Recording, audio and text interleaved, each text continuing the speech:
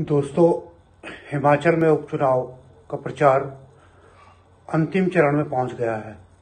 चुनाव प्रचार कल थम जाएगा।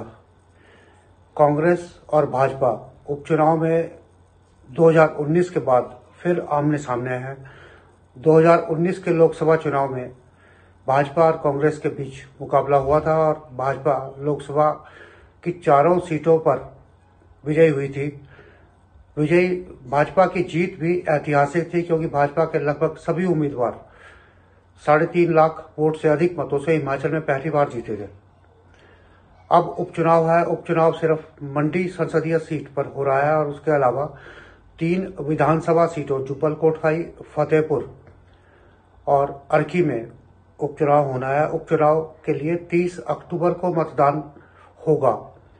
प्रदेश में बेशक इन दिनों ठंड बढ़ गई है। किन्नौर, लाहौल स्पीति, पांगी, भरमौर में बर्फबारी हो रही है। तापमान कई जगह शून्य के करीब पहुंच गया है, लेकिन उपचुनाव की वजह से सियासी पारा इन जनजातीय इलाकों में भी चढ़ा हुआ है। इसकी वजह जनजातीय जिले किन्नौर और लाहौल स्पीति तथा चंबा जिला का पांगी भरमौर इलाका मंडी संसदीय क्षेत्र का हिस्सा है। राजनीतिक दलों के प्रत्याशी, कार्यकर्ता और स्टार प्रचारक इन तीनों जिलों में लगातार प्रचार में डटे हुए हैं। इस उपचुनाव में ताशीगंग लाहौल स्पीति जिले में प्रदेश का सबसे ऊंचा मतदान केंद्र है। मतदान केंद्रों की अगर बात की जाए तो प्रदेश में उपचुनाव के लिए करीब 2700 मतदान केंद्र बनाए गए हैं। 15,50,000 से अधिक मतदाता उपचुनाव में मतदान करेंगे। इनमें सर्वाधिक 12,99,000 के करीब मतदाता मंडी संसदीय क्षेत्र में हैं।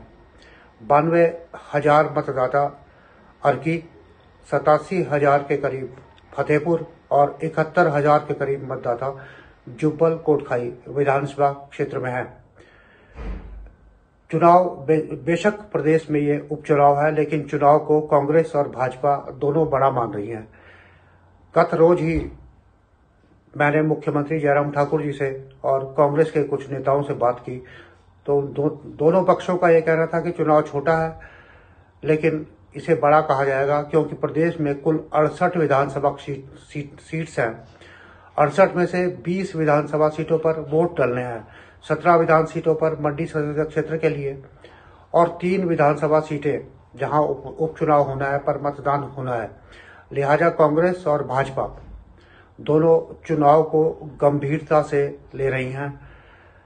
चुनावी ऊंट किस करवट बैठेगा या 2 नवंबर को चुनाव नतीजों के बाद साफ होगा। इस चुनाव में एक अहम मुद्दा पूर्व मुख्यमंत्री वीरभद्र सिंह और वर्तमान मुख्यमंत्री जयराम ठाकुर हैं। वीरभद्र सिंह के बिना कांग्रेस पहली बार प्रदेश में 50 साल के अंतराल के बाद चुनाव मैदान में उतरी है। वीरभद्र सिंह प्रदेश की सियासत में सदैव प्रासंगिक रहेंगे। इसकी वजह उनका राजनीतिक कद है। वीरभद्र सिंह प्रदेश से सांसद ही नहीं 6 बार प्रदेश के मुख्यमंत्री रहे, केंद्र में वो मंत्री रहे और मंडी संसदीय क्षेत्र के अलावा महासू संसदीय क्षेत्र से भी वो लोकसभा में एमपी चुने गए। उनके राजनीतिक कद का अंदाजा इसी से लगाया जा सकता है कि वीरभद्र सिंह के इशारे पर ही उनके समर्थक अपने वोट को शिफ्ट कर देते थे और लगभग चंबा से पांवटा साहिब तक लगभग हर एक क्षेत्र में वीरभद्र सिंह के समर्थकों की कोई कमी नहीं है। और यही वजह है कि वीरभद्र सिंह को कांग्रेस चुनाव प्रचार के फोकस में रखे हुए है। उनकी धर्मपत्नी प्रतिभा सिंह, जो 2 मरतबा पहले मंडी संसदीय क्षेत्र से सांसद रही हैं, इस बार फिर चुनाव मैदान में है। उपचुनाव में कांग्रेस ने उन्हें प्रत्याशी बनाया है। वीरभद्र सिंह के प्रभाव वाले उनके 2 अहम इलाके, जनजातीय इलाके लाहौल स्पीति, भरमौर और किन्नौर तथा उनकी बुशहर रियासत का मुख्यालय, तत्कालीन मुख्यालय रामपुर मंडी संसदीय क्षेत्र का हिस्सा है। और इन इलाकों में वीरभद्र सिंह के लिए लोगों में प्रगाढ़ सहानुभूति है। वीरभद्र सिंह उनकी धर्म चुनाव मैदान में उतरी उनकी धर्मपत्नी प्रतिभा सिंह, इसीलिए इन इलाकों में लगातार फोकस किए हुए हैं और हर जनसभा में वीरभद्र सिंह का नाम वो ले रही हैं। वर्तमान मुख्यमंत्री जयराम ठाकुर उपचुनाव में भाजपा के स्टार प्रचारक हैं। जयराम ठाकुर मंडी संसदीय क्षेत्र के सराज विधानसभा क्षेत्र से हैं। यूं तो मंडी से ठाकुर करम सिंह और पंडित सुखराम मुख्यमंत्री पद के दौड़ में सालों तक रहे, लेकिन सीएम की कुर्सी तक नहीं पहुंच पाए। जयराम ठाकुर को भाजपा ने पहली मर्तबा मंडी से प्रदेश का मुख्यमंत्री बनाया और अब मंडी के लोगों की भावनाएं जयराम ठाकुर के साथ जुड़ी हुई हैं। लिहाजा इस चुनाव को मंडी संसदीय क्षेत्र में जयराम ठाकुर बनाम वीरभद्र सिंह, कांग्रेस के बजाय लोग इसे दोनों नेताओं के साथ लोगों की भावनाओं से जोड़कर उपचुनाव को देख रहे हैं। वीरभद्र सिंह के अलावा इस उपचुनाव के केंद्र में सेब है। सेब का मुद्दा जुब्बल कोटखाई विधानसभा क्षेत्र में प्रमुख है। जुब्बल कोटखाई शिमला जिले का लगभग 45% सेब उत्पादन करता है। करीब 1 करोड़ से अधिक के सेब का उत्पादन यहाँ के बागवान करते हैं। 1 करोड़ पेटियों से अधिक सेब का उत्पादन यहाँ के बागवान करते हैं। भाजपा ने यहाँ नीलम सराइक को उम्मीदवार बनाया है। कांग्रेस के 2 मर्तबा विधायक रहे रोहित ठाकुर प्रत्याशी हैं, लेकिन निर्दलीय चेतन ब्राक्टा ने चुनाव को जुब्बल कोटखाई में त्रिकोणीय बनाया हुआ है। चेतन ब्राक्टा सहानुभूति की लहर के सहारे चुनावी वैतरणी पार करने का प्रयास कर रहे हैं। चेतन ब्राक्टा का चुनाव चिन्ह अगर सेब है तो रोहित ठाकुर भी सेब और सड़कों को मुद्दा बना रहे हैं। नीलम सराइक लगातार विकास और भाजपा सरकार द्वारा सेब उत्पादक क्षेत्रों के लिए किए गए कार्यों का उल्लेख प्रचार में कर रही हैं। बात अगर फतेहपुर विधानसभा क्षेत्र के उपचुनाव की जाए तो फतेहपुर में भी त्रिकोणीय मुकाबला हो रहा है। यहां कांग्रेस के भवानी सिंह पठानिया, भाजपा के बलदेव ठाकुर और निर्दलीय राजन सुशांत के बीच मुकाबला है। राजन सुशांत पूर्व मंत्री और पूर्व विधायक के साथ साथ पूर्व सांसद भी रहे हैं। सुशांत ने मुकाबले को त्रिकोणीय बनाया हुआ है, लेकिन भवानी सिंह पठानिया अपने पिता की राजनीतिक विरासत को संभालने के लिए यह चुनाव जंग में उतरे हुए हैं। भाजपा ने बलदेव ठाकुर को उपचुनाव में प्रत्याशी बनाया है। बलदेव ठाकुर पहले भी 2 मर्तबा चुनाव यहां से लड़ चुके हैं, लेकिन उनके खाते में हर बार हार रही। इस बार बलदेव ठाकुर मुख्यमंत्री जयराम ठाकुर, अनुराग ठाकुर, राकेश पठानिया और उद्योग मंत्री विक्रम सिंह ठाकुर के साथ साथ विकास कार्यों के मुद्दे चुनावी वैतरणी पार करने का प्रयास कर रहे हैं।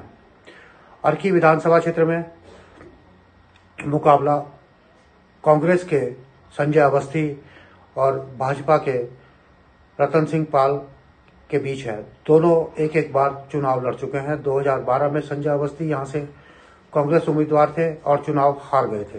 भाजपा के गोविंद शर्मा ने उन्हें पराजित किया था। 2017 में रतन सिंह पाल को भाजपा ने उम्मीदवार बनाया और रतन सिंह पाल वीरभद्र सिंह के खिलाफ चुनाव मैदान में उतरे।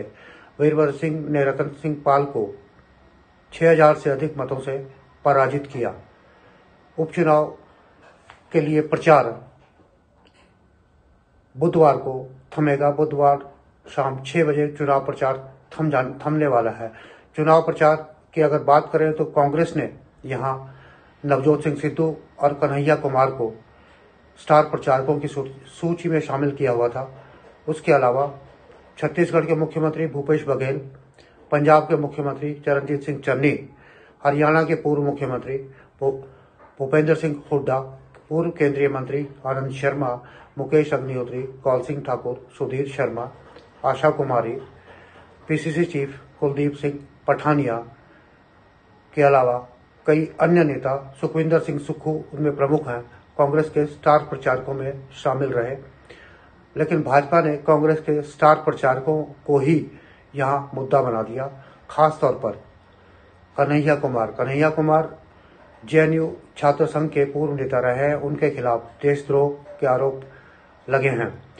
कांग्रेस के स्टार प्रचारकों की सूची में कन्हैया कुमार को शामिल किया और भाजपा ने इसे मुद्दा बनाया। भाजपा नेता लगातार चुनावी मंचों से कहते रहे कि कांग्रेस के पास नेताओं का अकाल है और ऐसे नेताओं को चुनाव प्रचार में उतारा जा रहा है जिन पर देशद्रोह के आरोप लगे हैं। लिहाजा कन्हैया कुमार को 2 दिन के प्रचार के बाद कांग्रेस ने यहां से वापस भेज दिया। नवजोत सिंह सिद्धू अभी तक प्रचार में नहीं आए हैं, मगर भूपेश बघेल, भूपेंद्र सिंह हुड्डा और आनंद शर्मा ने मंडी, जुबल कोटखाई, कुल्लू व कई अन्य जगहों पर प्रचार किया है। चरणजीत सिंह चन्नी ने भी मंडी में प्रचार किया। भाजपा की तरफ से अनुराग ठाकुर, विक्रम ठाकुर, मुख्यमंत्री जयराम ठाकुर, राकेश पठानिया, सुरेश भारद्वाज, शहरी विकास मंत्री हैं सुरेश भारद्वाज, ऊर्जा मंत्री सुखराम चौधरी, स्वास्थ्य मंत्री डॉक्टर राजीव सहजल, भाजपा के पूर्व प्रदेश अध्यक्ष और विधायक डॉक्टर राजीव बिंदल के अलावा पार्टी ने भी तमाम बड़े नेताओं को चुनाव प्रचार में उतारा हुआ है। चुनाव प्रचार में दोनों ही दलों ने पूरी ताकत झोंकी हुई है। बात अगर अब निर्वाचन आयोग की जाए तो निर्वाचन आयोग स्वतंत्र और निष्पक्ष चुनाव करवाने के लिए पूरी तरह सक्रिय है। राज्य के मुख्य निर्वाचन अधिकारी लगातार चुनाव पर नजर रखे हुए हैं। वह पर्यवेक्षक केंद्रीय निर्वाचन आयोग द्वारा नियुक्त वह पर्यवेक्षक हिमाचल का दौरा कर चुके हैं और कई जगह उन्होंने लोगों से मुलाकात भी की, मतदाताओं से भी मुलाकात की और प्रत्याशियों से भी मुलाकात की। इसके अलावा पैरामिलिट्री फोर्सेस की कंपनियां हिमाचल पहुंच चुकी हैं। उपचुनाव की ड्यूटी में तैनात किए जाने वाले कर्मचारियों का प्रशिक्षण शुरू हो रहा है। ईवीएम और वीवीपैट मतदान केंद्रों पर पहुंचाई जा रही हैं। ऐसे मतदाता जिनके पास फोटो पहचान पत्र नहीं है मगर उनके नाम मतदाता सूचियों में शामिल हैं, उन्हें निर्वाचन आयोग की तरफ से राहत दी गई है। ऐसे मतदाताओं को 11 दस्तावेज, ड्राइविंग लाइसेंस, आधार कार्ड, पैन कार्ड, बैंक और पोस्ट ऑफिस की पासबुक जैसे फोटो युक्त दस्तावेजों में से किसी एक के दिखाने पर मतदान का अधिकार मिलेगा। इस चुनाव की एक और खासियत यह है कि चुनाव में 104 वर्षीय श्याम शरण नेगी मतदान करेंगे। श्याम शरण नेगी किन्नौर जिला के कल्पा से हैं। वह आजाद भारत के पहले मतदाता रहे हैं। 2 मर्तबा केंद्रीय पर्यवेक्षक उपचुनाव के बीच उनसे मुलाकात कर चुके हैं। इससे पहले मुख्य निर्वाचन आयुक्त नवीन चावला उनसे बीते सालों में मिल चुके हैं। श्याम शरण नेगी को प्रदेश चुनाव विभाग ने बैलेट पेपर भेजा था कि वो मतदान बैलेट पेपर के माध्यम से करें, लेकिन उन्होंने साफ कहा कि वो 30 अक्टूबर को मतदान केंद्र पर पहुंचकर अपने मताधिकार का प्रयोग करेंगे। आजाद भारत का यह पहला मतदाता प्रदेश और देश के मतदाताओं को मतदान के लिए लगातार प्रेरित कर रहा है। धन्यवाद। कल आपसे फिर मुलाकात होगी एक नए मुद्दे के साथ और मुद्दा उपचुनाव से जुड़ा ही होगा। धन्यवाद।